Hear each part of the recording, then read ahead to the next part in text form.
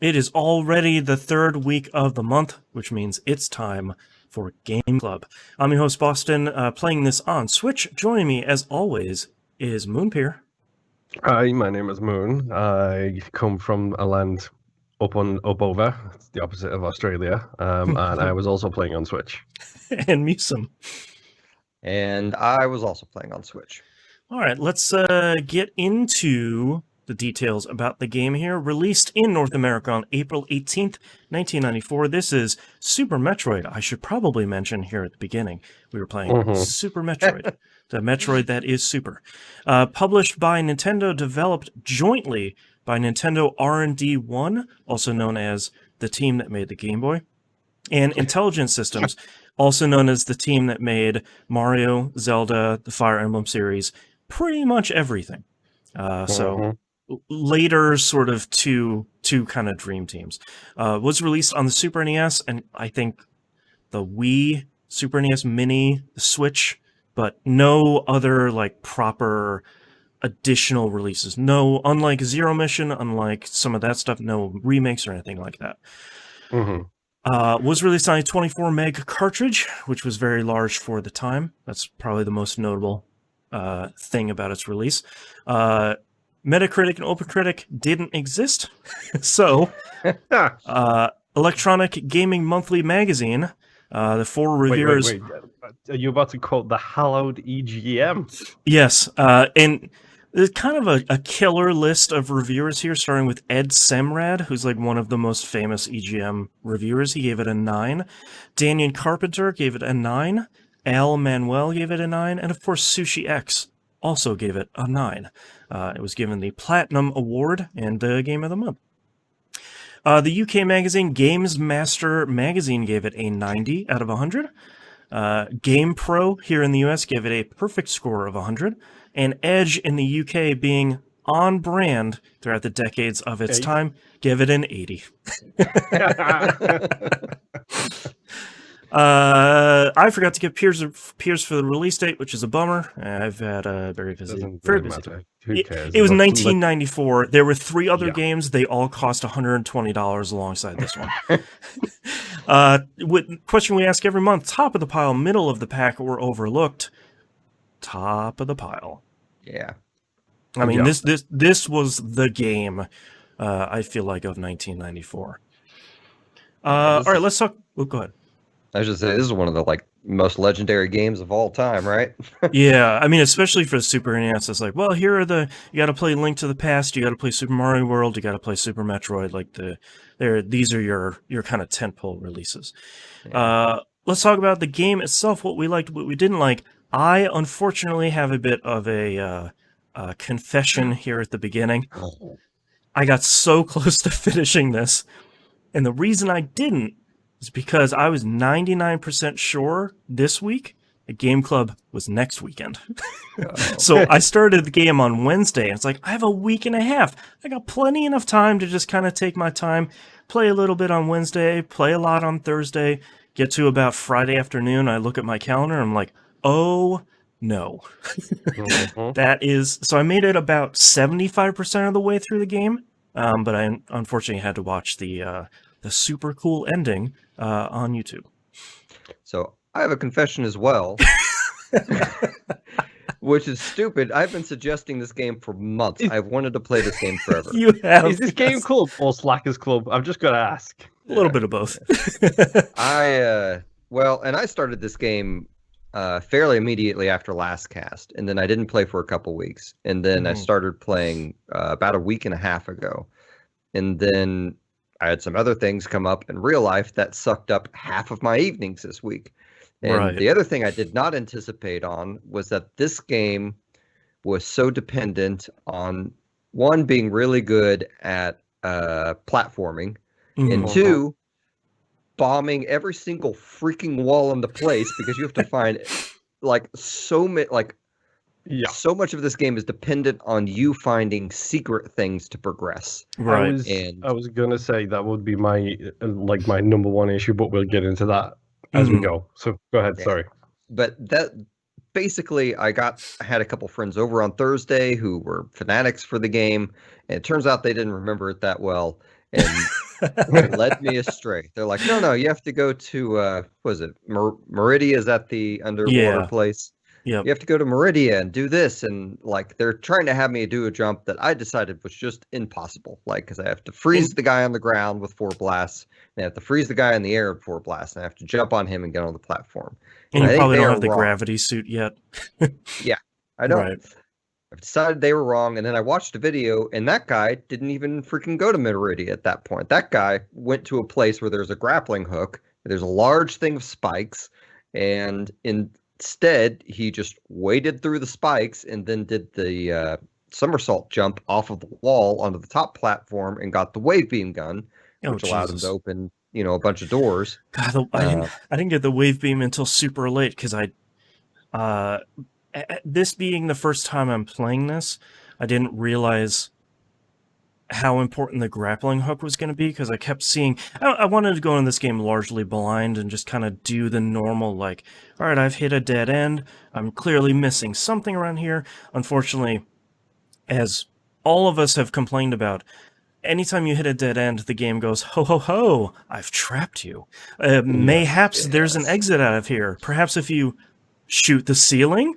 It's just like, why would I have known? Okay, all right, I have to shoot the ceiling and jump up there. All right, fantastic. So I'm guessing you didn't beat the game, Musum. Oh, yeah, that is just say, I didn't beat, like, so I've looked at a cheat map, like, there's 2 maps I hadn't gone to. The one where you eventually run into Mother Brain, and then most of Meridia I have not seen. All the other maps, I have like 70 to 80% full, and yet I've only beaten 1 boss. So, I think I'm about the same point you are, and I think I've beat 3 of the 4 bosses. Oh wow, you were close, huh? Yeah, like I managed to get really close. It just genuinely ran out of time. But yeah. This game is really weird. So I think at the end of the day, Go ahead. I was just going to say, like, this is the thing about this game that bothers me in the future. That would have... It doesn't bother me in the future that would have bothered me in the past. Okay. Which is to say that through, at this point, decades, and I realize I'm old now... Right. of video game playing has taught me a certain level of video game literacy. Me and Boston, we've talked about the wink wink nudge nudge super secret project. Your required reading sort of stuff. Yeah. Right. And stuff like that is playing games for so long is how you start to recognize game developers' tricks. And especially in this game, which is a game that inspired so many future games, you realize where the future people who maybe put a big flashing arrow on something saying this is where you should blow up, right? Yeah. Rather than do what the original developers did, which is there is one square that's different to every other square on this wall set. By like a little bit. And you'll find the secret. Or like an enemy is crawling out of a wall. What does that mean? It's like, I don't know. It's like, oh, it's a hidden passageway. Okay, I don't think I would have gotten that. Or just once you get the super bombs, just super bomb everything. Literally everything. Yeah. And that's something that didn't occur to me till my friends were over on Thursday. They're like, no, just when in doubt, super bomb. Right. It's like, oh, half of the screen disappeared. Okay. Yeah. Yep. Well, later on you do get the X-ray specs, which are very helpful. Yeah, that's one of the later ones I got, where part of what I like about Super Metroid is I like that when you get a new skill, it tells you what you get. Like, you got the grappling hook, but it doesn't tell really... you what it does. Yeah, like, it doesn't really tell you what it does, and it doesn't really tell you, like, naturally through the game how to use it. I think it gets really close. And I think when you look at a genre foundational game like this, if we're going to talk about the same genre, Symphony of the Night, the 2 halves of the genre's name, I think, like you said, Moon, there's so much shared language that if you play something like Hollow Knight, they do such a better job, obviously because it's 25 years later, do a better job about introducing you to these things. But even when you get the grappling hook, it's like, okay, well, I can't get out of this area I'm in. Okay, so if I hold the button, it shoots out this thing. Oh, it attaches to these things. Okay, cool. It doesn't really teach you that you can grab onto certain enemies that are flying. You can go 360 around some stuff, which I just barely found out. So I wish it was a little bit better with that, but I really like when you do get a new skill, or you get a new weapon, or you get something like that, when you use it to explore, and some Metroidvanias have a problem with this, when you use it to go explore an area you've previously been in, and you're like, oh, great, now I can get over this lava pit with my grappling hook, because I couldn't get over there before. Great. There's a huge area for you to go to explore. And a lot of times Metroidvanias would be like... It's the Bumblebee map from Hollow Knight. Right, like, sometimes Metroidvanias do the frustrating thing where it's like, you got over the lava pit, here's a missile upgrade. That's it. It's just like, oh, I've been staring at this thing for 10 hours. Like, what? That sucks. And it's like, no, man, like, you got over the lava pit, here's a whole new map. Like, here's a whole new section of the planet.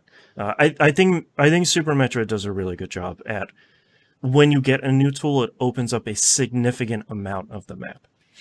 Yeah, it's worth talking about the map itself. Yeah. I am so appreciative of the leaps and bounds that map technology has made since this point. Specifically, like, don't get me wrong, it's cool. It's got a little dot when there's something in a room. It's like, cool, that room has something.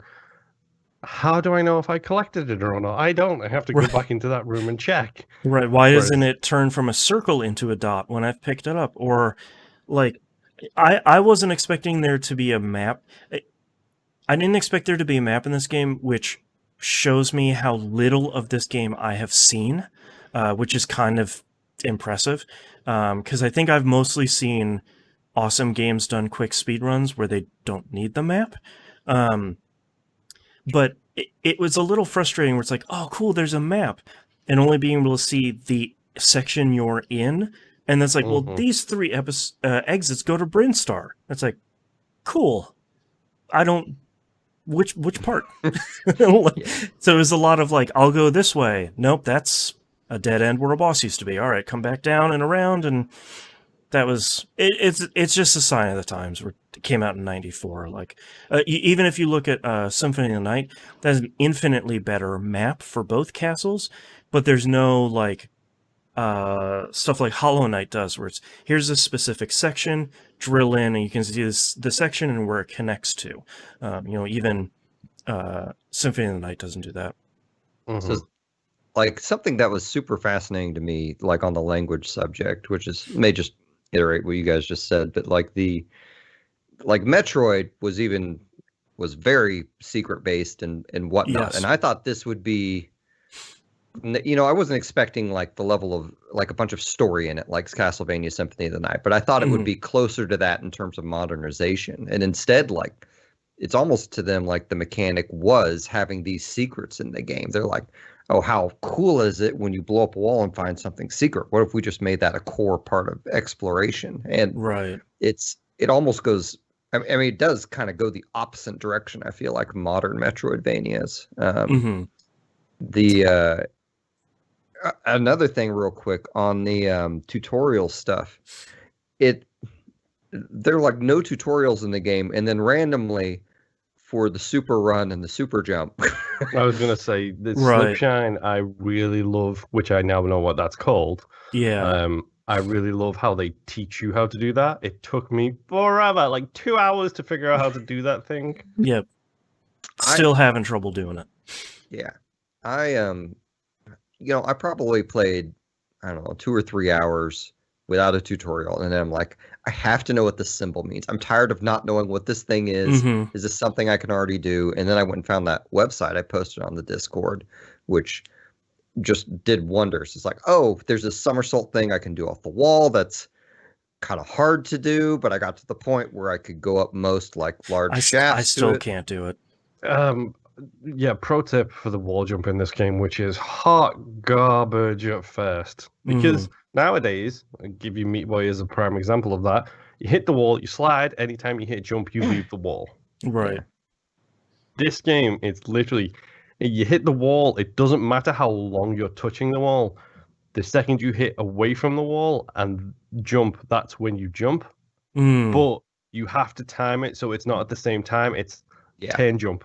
Do not press them at the same time. Do 10 jump. That's so my problem. Away from the wall and jump. Because it took me like an hour and a half to get up that wall jumping, triangle jumping section. It's almost like a rhythm game. Like where in my mind I have to go. I can't really snap with my left hand, but it's ta-da, ta-da. And once I got used to that, I could usually do it. But the problem, so one of the big detriments for my gameplay experience with this game were the Joy-Cons in general. I think that was a terrible controller to play this with. None of the buttons were where I felt they should be. And I switched them around. Like I should have. The control scheme for this shows straight away. The control scheme for this game is baffling. It is all wrong. And like some of that might just be there's a shared control scheme for platformers nowadays that is different from some of the stuff they were experimenting with on the Super NES with 4 buttons for the first time. But like having to switch 6, dude. 6. It had triggers. That's true. 6, yeah, for the aiming, which was good. I did like them giving you the L and R buttons for doing 90-degree aims, which I thought was great. How do games come out these days that don't have that? Right. Yeah. Like my biggest problem playing it on the Switch, it felt way better playing it on the Pro Controller.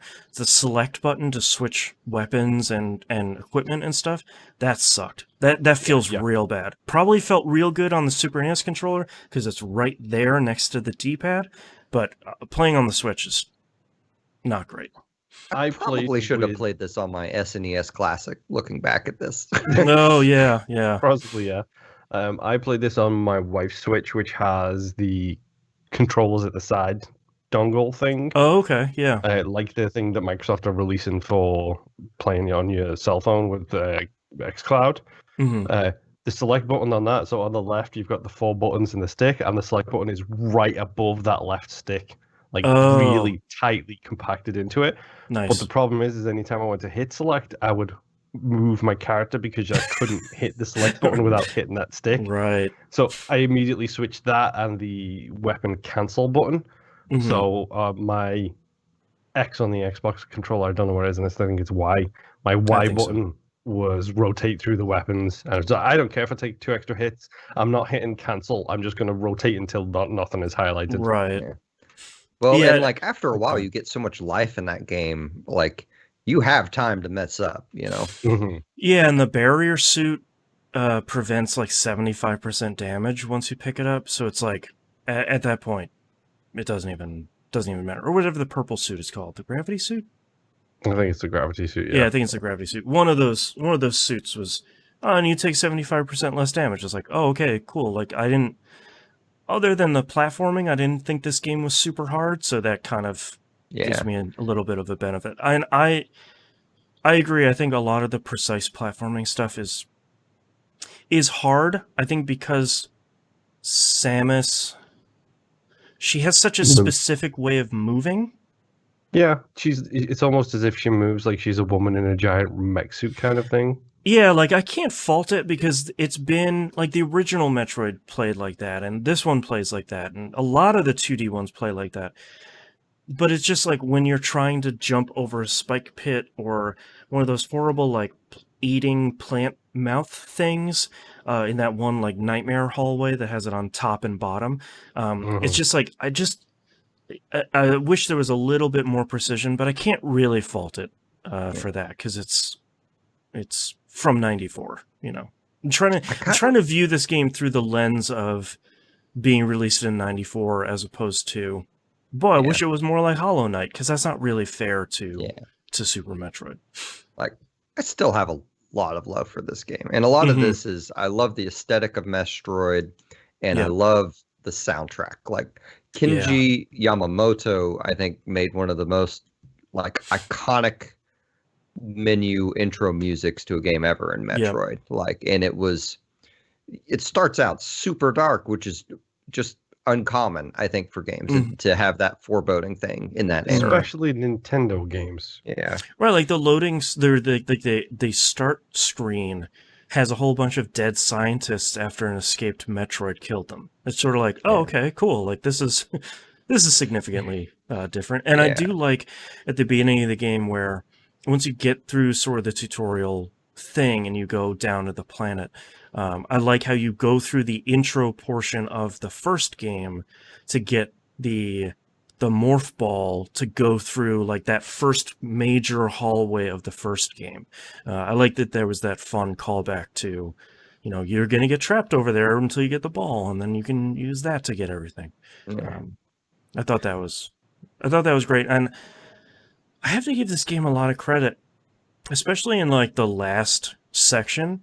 Really impressed at how much story and how much character they're able to communicate through this game with just animations, especially like when the baby Metroid is at the end and it's kind of saving you from whatever the giant mother brain is on that giant mech. Like, there's some real cool moments, and fighting some of the bosses are cool, and there's a lot more there, I think. I was reading some reviews and people saying like, oh, there's no story, it's just the text at the beginning. It's like, yeah, but I feel like throughout the whole game, there's a lot of character stuff sort of sprinkled throughout. Yeah. I feel like that's a staple I expect in Metroid, right? Like, and it's cool to see it going this far back. I think you saw it in the first game just by putting in the code and, oh, now I'm a female player, and Right. I guess the character was always a female. And, you know, in Prime, it's, oh, I'm in the cold area and you can occasionally see her eyes as Right. her visor fogs up. And I feel like that sort of subtlety is ingrained in the series.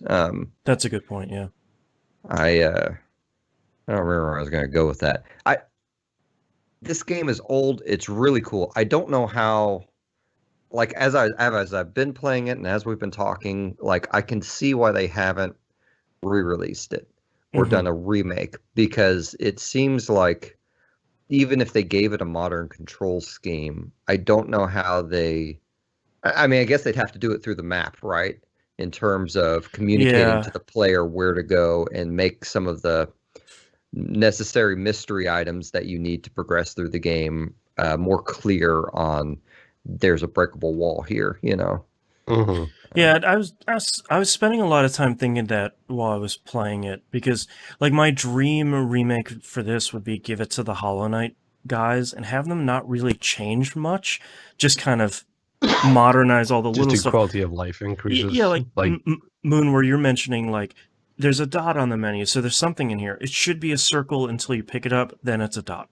Like, it should be some clear minor stuff like that. But you know, could you imagine the art style that the Hollow Knight guys would knock out for this? Don't even get me started. It'd be so good. But I think teleport between save points. Yeah, I think if you look at, they've done 2 remakes of the Metroid series. One is Zero Mission, which is really good, and then there's the other one they did on the DS or the GBA. Fusion. Yeah, Fusion. Both of those were really good. And I feel like what they did with both of those, like Zero Mission is just a remake of the first game. And there's a little bit of stuff changed here and there, but like the spirit of the game is largely intact. That's sort of what I'd like to see them do with this, where it's like, we did a little bit of a cleanup pass on some of the art, some of the animations, some of the stuff, and like maybe you smooth the edges on the experience. Like maybe you keep all the hidden stuff on the map because that's part of Super Metroid, but maybe you make it a little bit easier to find the ice beam. Maybe you'll make it a little bit easier to find your first super bomb pickup. But other than that, you kind of leave the experience largely the same. And that's probably where not being someone who has a 20, 25 year love affair with this game, I feel like that would be how I would want them to do it. Is like, you know, we smoothed a little bit of the edges, but kind of Super Metroid is still here largely. Yeah. I mean, really, I'd like them to make all those games available. I hate that it is so difficult to get any of these old Metroid games other than like these classic consoles. Like you mentioned, you know, Zero Mission and, Yep. you know, there's Fusion. Like you're going to have to go pay eBay prices to play those games because they Right. never re-released them on anything. Right. Like same And- with the Prime games, you know. Right. Well, except I guess you have Wii, but And Nintendo's so bad about supporting their old platforms that it's like you can't even say like, "Oh, fire up the GBA thing on your Switch and just start playing Metroid games." It's just not even like there's 25 games on the Super NES thing on the Switch. Like Yeah. it's just a bummer. And the annoying thing about that is, like, let's just talk about that really quick. Like, that isn't even really organized that well. If you don't know what the box art looks like, No, it's organized I literally by had to go through and read the box art for every Yep. single game until I got to Super Metroid to figure out which one it was. because I think it's organized by date it was added to the service, not even like release date of the game. It's just I do have to say, super happy they put save states in there. Super happy it's really easy to use because a lot of times it's like I don't know where a save point is or I haven't found a save point in this new area. I'm just gonna do a save state. I'm gonna go do this thing I need to do, and I'll come back in an hour. Before every single boss. dude, Especially. I rewound a lot. Did you guys do the rewinding? I didn't. No, Like, I just save Completely stated. forgot it was there. So Yeah. there were too many areas where you would be trying to jump onto a ledge and instead fall and then have to go down a screen, then over a screen, then Right. back up a screen.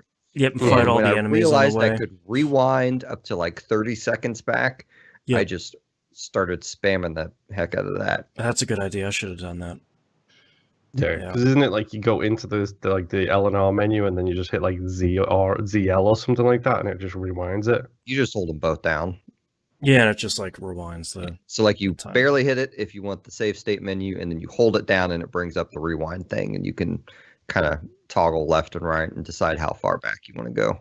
Yeah, Interesting. cool.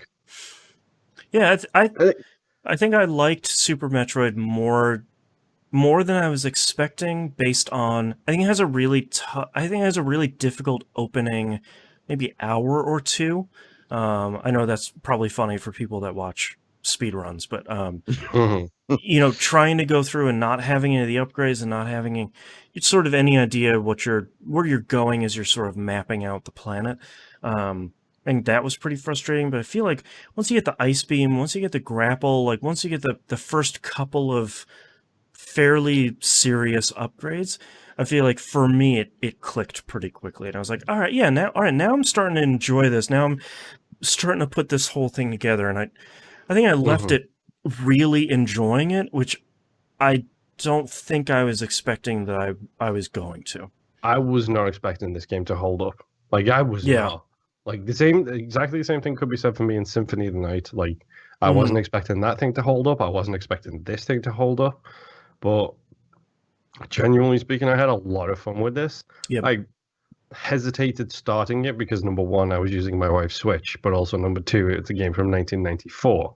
Right. I've got issues with games released in 2020, let alone 1994. I'm looking at you, Fast and Furious Crossroads. I was literally just going to mention that one too. And thankfully, this game is longer than a $60 game released in 2020 in Fast and Furious Crossroads. Yep. Well, like, it holds up surprisingly well. Like, Yeah. I love the way it looks, and yeah, the controls are a little bit janky, but also that's kind of to be expected when you're using a D-pad rather than a stick. Like, I don't know about you guys, I didn't use the stick on the left at all. After a while, I just used the 4 buttons. Yeah, just the D-pad. Use that as the D-pad instead. Yep. And I think I figured out why Metroid is so popular in America and it's less popular in Japan, because of all of Nintendo's franchises. Mm-hmm. Metroid is probably the one that is huge over here, and nobody in Japan really seems to care about it. Mm-hmm. And it's because it's the quintessential Western power fantasy. It's Gears of War, except you're a woman in a suit, and you literally, after like 2 hours of struggling, you thrash everything. Right. Interesting. Yeah. Houston, what are your final thoughts here for Super Metroid? I'm I'm terrible at this game, I think, but I really enjoyed it. It's I think it also hits a part of me that has a certain impatience with, am I supposed to be in this area? Do I need to go back with the other area? Whatever. Right. But it is important to me that I beat this game. So I'm not going to quit it at all. Like I love the art style. I adore the music. You know, I named one of my songs in reference to Metroid, you know, years ago. Right. I loved Metroid Prime, and I don't know. I don't really finish most games, guys. It just is what it is. Sure, yeah. Like Metroid Prime, I never beat, but I played a lot of. And I even someday I'm still going to give Other M a chance. Like, right. I just got to get past the point where I feel like society's going to get mad at me if I like it. We're never going to get past that. Just play it and embrace it. Yeah. I guess so. But it's I think the game's cool. I think you have to be in a certain mindset to go back and play a game like this. But right. I still very much. It kills me that I don't have the GBA games for this too. Like I love the idea of the Metroid series, and I wish it got more love from Nintendo. And I'm glad at least Super Metroid is available on Switch and is on their classic console. It's a bummer because both of those two GBA games are really good. They're really, really good. Well, Fusion especially is really great because the main bad guy of the game hunts you down through the entirety of it, sort of like Resident Evil Nemesis style, and you cannot take her down through like 95% of the game. And it's really good. Supposed to oddly be story heavy too, isn't it? It is, yeah. Yep. And most of the stuff they presented was actually pretty good. I just got to save up and get those games one of these months. They're like $60 or $100 on eBay, which is frustrating, but it is. I like to own all the things of franchises that I really love, and Metroid is one of those franchises that I love. And even if I'm bad at it, like there's just something about this lone woman in a spaceship exploring these monstrous aliens or hunting things down that is just highly appealing to me.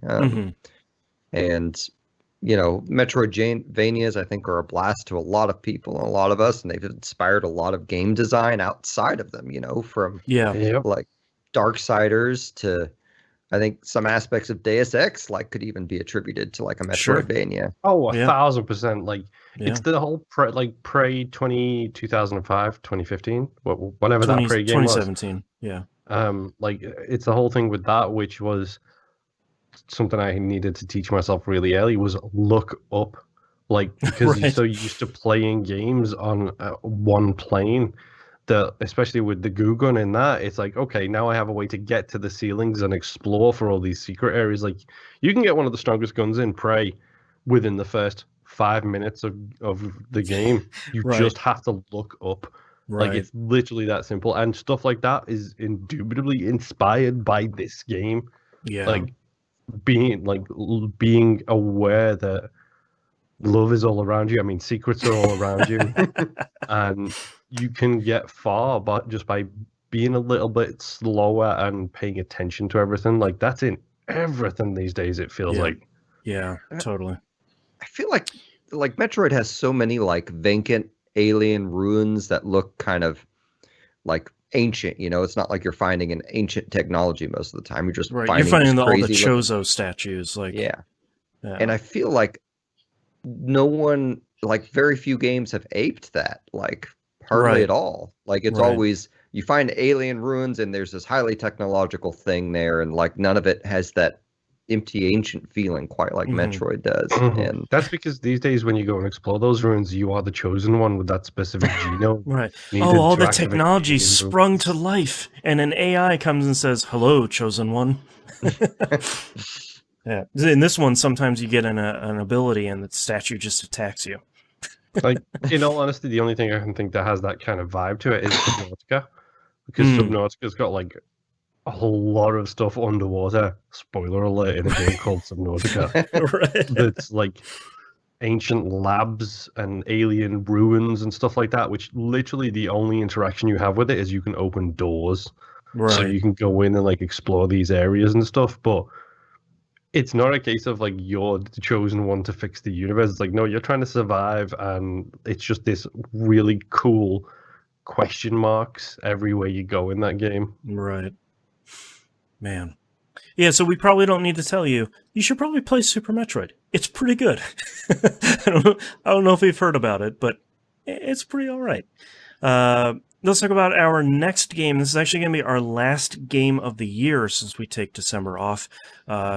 Correction, our last Game Club game of the year. That's true. The last game we're playing of 2020. Here it is. Yes, the last. Never mind the new consoles coming out. We're not going to touch them. Yes, the last Game Club game we're playing this year. If you were around for last year's special December episode, we'll be doing the same thing this time around as we take our normal end of the year break, which around this time of year is very exciting. Yes, it is. The next game we're going to be playing, though, is Ikenfell, the recently released 2020 game that came out on Switch, PS4, and Xbox One. You can spell that Ikenfell. This is a cool kind of not super long, charming 2D RPG kind of Paper Mario thing that everybody seems to really like, and I'm glad we're picking this because it means I have another game here that could potentially be on the Game of the Year list, which this year is especially appreciated. Yeah, I say that, but I didn't just make a list of every game released since like 1995 or whatever. Right. Like only 400 games. I was like, crap, I've got like 15 games in 2020 that would at least be an acknowledgement here. Right. It's like, it's still some time left. Yeah, still a good year too. And now we have new consoles coming out here in less than a month. So hopefully, at the very least. Mm-hmm. But yeah, next game we're gonna play is Ikenfell, and we'll see you all next month. Bye. Bye. Throw suggestions our way. Send them. Yes, Send them. please.